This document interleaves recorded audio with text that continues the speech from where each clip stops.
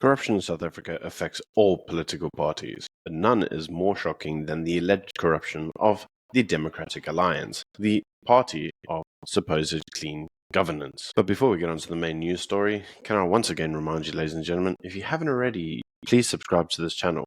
It is free. There are things called memberships on the channel too, which you do have to pay for, and that's basically you providing us with a form of financial assistance to keep the doors open. The subscriptions themselves are free. All you have to do is sign into your YouTube account and subscribe. So if you haven't already, please subscribe. And before we go on to the first news story, let's bring you some news from across the pond. So the Mayor of London, Sadiq Khan, has claimed that he fears for his family's safety if Donald Trump is re-elected, because nothing says fear like living in a country thousands of miles away in a capital city that's completely unrelated to Donald Trump. Yeah, I don't make sense of it either. On to other news. Last week, Hungary celebrated St. Stephen's Day in their capital city of Budapest. The country itself is very proud of its heritage and celebrated it through a display of drones. Yep, you heard me right, drones. Anyway, check it out.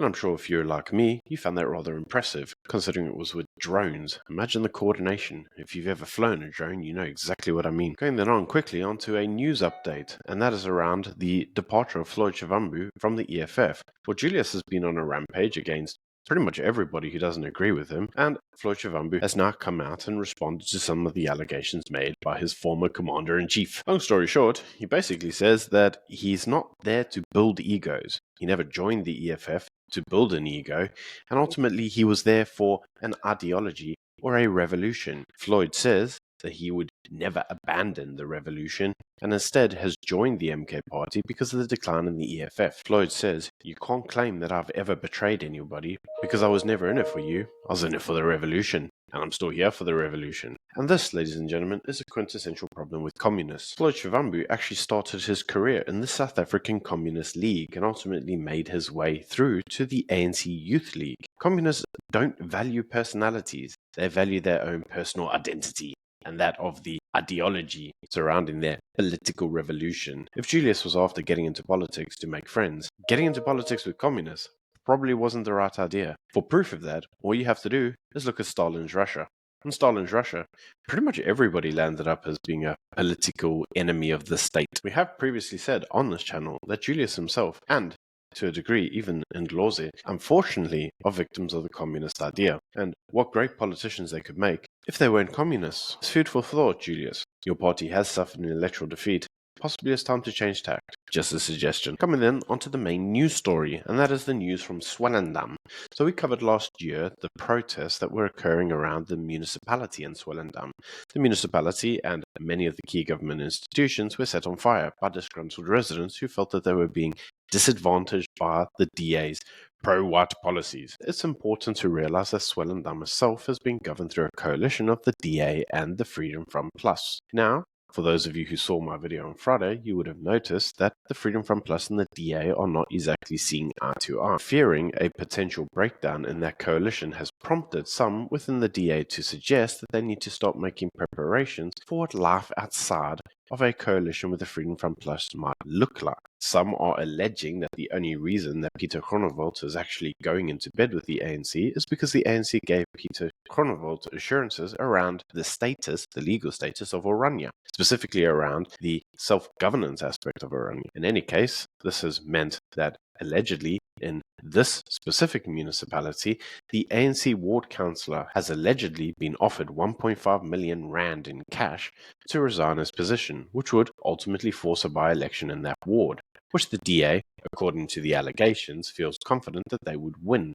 The DA then promised the individual a further 500,000 rand to pay towards their studies for them to get lost and not be involved in politics anymore. The DA obviously came out and, I quote, said they reject these allegations with the contempt that it deserves. Now, I for one don't really like that form of rhetoric. When you start saying the contempt it deserves, you start sounding like an ANC guy. You start dismissing allegations of corruption and any form of ill governance, and you just say, not me, get lost. That unfortunately leads many individuals to assume that possibly you were in the wrong in the first place. Otherwise, you would take a more diplomatic approach. And after all, the DA prides itself on the basis that it is the professional political party, not like the ANC.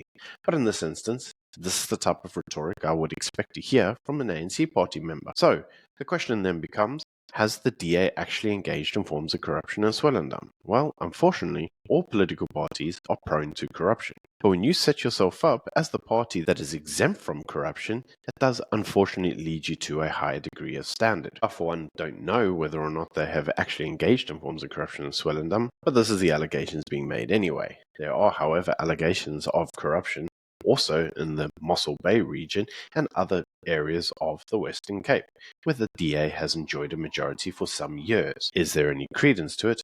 I'm not here to say. You can let me know what you think in the comment section below. On a final note, I included some clips at the end of my videos last week around Christianity, and some of you enjoyed it, but some of you did not. Now, I for one feel the need to put my stake in the ground on what I actually believe, and unfortunately I understand that in 2024 there are still those who subscribe to a degree of new atheism as promoted by Dawkins and the rest. I myself don't. I find that form of rhetoric and that form of worldview to be rather dated. It's very noughties, isn't it? You know, year 2000, when everything was kind of cool and edgy because we're about to have, the world's collapse because of Y2K. But in 2024, I no longer believe that. Now, for those of you who don't know, I actually hold a master's degree in systematic theology and philosophy. So I do have a good understanding of both sides of the coin. But in any case, for those of you who felt that religion was being pushed down your throat, which it wasn't, I can only offer up this final clip. In any case, you can let me know what you think in the comment section below. Until next time. In the beginning was the Word, and the Word was with God, and the Word was God. In him was life, and the life was the light of men. And the Word was made flesh, and dwelt among us. And we beheld his glory, the glory as of the only begotten of the Father, full of grace and truth. And behold, thou shalt conceive in thy womb, and bring forth a son, and shalt call his name Jesus. He shall be great, and shall be called the Son of the Highest, and of his kingdom there shall be no end. His divine power hath given unto us all things, that by these ye might be partakers of the divine nature,